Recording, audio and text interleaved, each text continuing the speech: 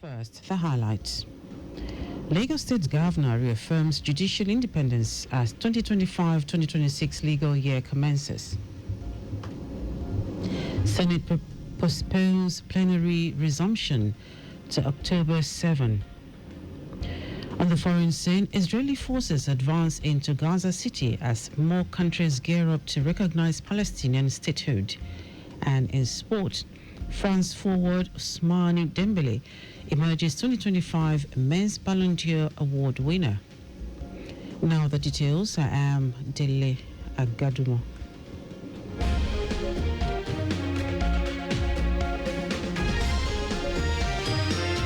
Lagos State Governor Babajide Sanwo-Olu has reaffirmed the importance of safeguarding the rights of legal practitioners, emphasizing that judges make judgments on logical evidence and should not be intimidated by criticism. Sanwo-Olu made this remark at the special prayer commemorating the commencement of the 2025-2026 new legal year held at the Lagos Central Mosque, Lagos Island. Governor Sanwo-Olu, who was represented by his deputy, Obafemi Hamzat, said that justice must remain the foundation of governance in Nigeria, stating that judicial officers deserve the freedom and respect to dispense rulings without fear, intimidation, or undue influence. He urged citizens to learn to respect the processes of justice and avoid contributing to the erosion of trust in public institutions. While reaffirming Lagos State's respect for judicial independence, the governor applauded judges for their resilience, impartiality, and courage in the face of public pressure and misinformation, noting that disagreements with judicial rulings should be addressed through proper legal channels or legislative reforms, not through disparagement of the bench. In a giant step towards enhancing staff productivity and deepening institutional capacity, the Lagos State House of Assembly leadership, through its Learning and Development Unit, has commenced a retreat for its staff. The retreat, themed Leading with Purpose, the Power of Humility, Growth Mindset, is designed to be held by four members of staff in 3 batches to build leadership capabilities, reinforce core public service values, and promote a growth-oriented culture among the Assembly's workforce. Declaring the training open, Clerk of the House, Olalekan Onofeko, who underscored the importance of staying committed throughout the sessions, said the initiative further affirms the Lagos State House of Assembly's unwavering commitment to excellence, innovation, and continuous professional development of its workforce.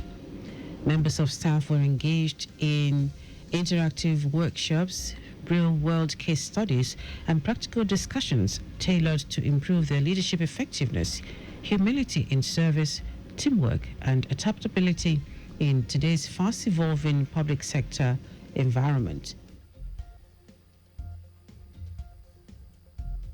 Lagos State government has engaged stakeholders of the Computer Village, Ikeja, on the proposed relocation of the market to the ICT and Business Park, Katangwa Agbadu Kildo.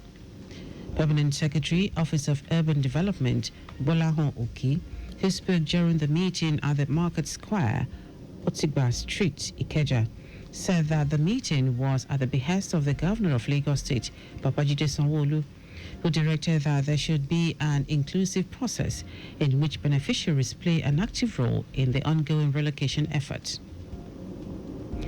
Oki said the administration of Governor Babajide Sanwo-Olu is committed to speedy completion of the relocation exercise, as it is expediting action on the construction of the ultra-modern ICT and Business Park and its complementary facilities such as hotels, banking hall, recreation center, car parks, fire station, police posts, and access roads, among others. He said moving the ICT business from Ikeja, whose original residential status had been bastardized by the organic growth of business activities, to the purpose-built ICT and Business Park, Katangwa, would offer a win-win situation to both the government and traders, especially in the areas of business optimization and a serene environment. Oki urged stakeholders of the computer village to embrace the good gestures of the Lagos state government and cooperate fully to facilitate speedy and seamless movement to the designated site to take maximum advantage of opportunities therein. Now to the rest of the stories. The leadership of the 10th Senate has again altered its legislative calendar, shifting the resumption of plenary from September 23 to October 7. The postponement was conveyed in an internal memo signed by the Chief of Staff to the Senate President, Chinedu Akubeze. The shift in date has raised eyebrows within the National Assembly as it extends the chamber's annual recess by another 2 weeks. While no official reason was given, report says the delay was intended to allow lawmakers to fully observe the Independence Day celebrations on October 1. The Senate had adjourned plenary on July 24 for its annual recess, which at the time, the Senate President Godswill Akpabio justified the move just as an act of chamber reciprocity, since members of the House of Representatives had also embarked on a break in line with the legislative calendar. With the latest adjustment, critical debates and pending motions, including oversight inquiries into government spending and executive appointments, will remain on hold. Minister of Works David Umahi says the federal government needs 761 billion naira to complete the reconstruction of the Abuja-Kaduna-Zaria-Kano road. Umahi, who stated this while inspecting the project, said President Bola Tinubu has been informed about the completion date. The minister assured that the roads being built by the Tinubu administration would last for over 100 years. Umahi commended the contractors for job well done and urged them to meet the target date for completion. He also urged Nigerians and young engineers to understand the new trend and innovation in road construction and key into it.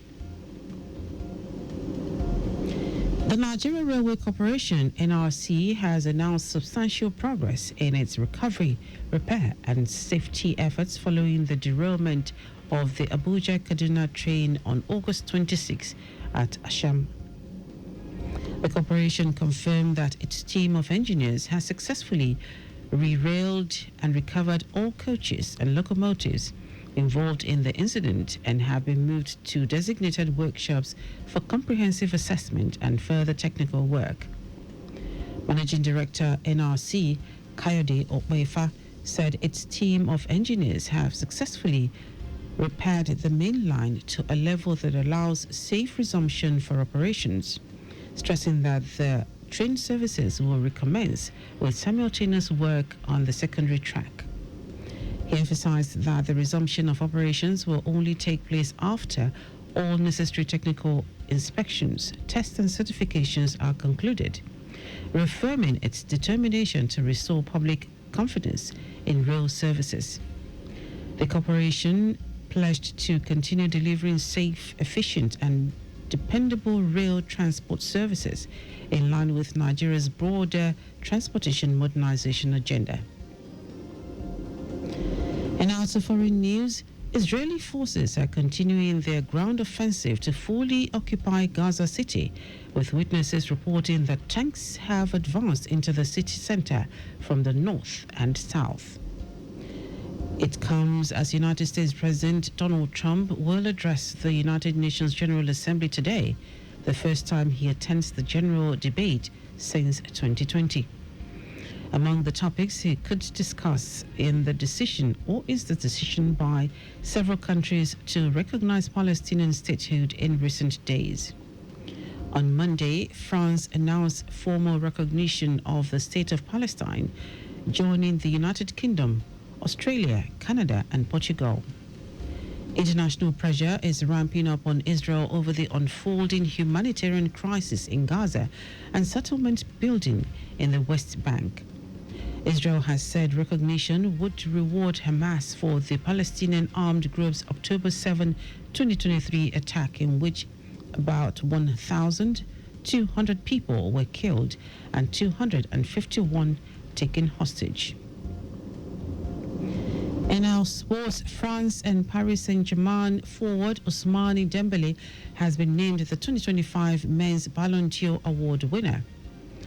The 28-year-old France forward scored 35 goals and made 14 assists in 53 matches for PSG last season as they won the Champions League title and the French Cup. Dembele was the joint top scorer in Ligue 1 with 21 goals and named the French top flight and Champions League Player of the Year. He also helped PSG to the Club World Cup final where they lost to Chelsea in New Jersey. Dembele beat Barcelona teenager Lamine Yamal to the award. 18-year-old Yamal finished second and also won the Copa Trophy for the best young player. PSG and Portugal midfielder Vitinha was third and Liverpool's Mohamed Salah fourth. Meanwhile, all in the women's category, Super Falcons and Brighton first choice Chiamaka Nnadozie was ranked fourth. And that is our news at 10. Just before we go, slow down at road junctions, intersections and pedestrian crossing. You can follow us and like all our various social media platforms: X at Traffic Radio 961, Facebook Lagos Traffic Radio 96.1 FM, Instagram Lagos Traffic Radio 961. Subscribe and watch news and programs live on YouTube at Traffic Radio 961. Visit our website on www.trafficradio961.ng. You can also listen to Lagos Traffic Radio 96.1 FM live on My Lagos app for timely updates. Did you know that the Sanwo-Olu administration organized a mentorship seminar for over 1,000 youths on the theme Agripreneur, Strategy for Wealth Creation? You can get more details on the Lagos State Government website. To end the news are the highlights of the major stories. Lagos State Governor Babajide Sanwo-Olu has reaffirmed the importance of safeguarding the rights of legal practitioners, emphasizing that judges make judgments on logical evidence and should not be intimidated by criticism. The leadership of the 10th Senate has again altered its legislative calendar, shifting the resumption of plenary from September 23 to October 7. We also told you that Israeli forces are continuing their ground offensive to fully occupy Gaza City, with witnesses reporting that tanks have advanced into the city center from the north and south. And in sports, France and Paris Saint-Germain forward Ousmane Dembele has been named the 2025 Men's Ballon d'Or Award winner. For contact with the newsroom, send a message to info@trafficradio961.ng. That is the news broadcast compiled by Kayode Mafolashere. I am Dele Agadumo. Good morning. Thank you for listening.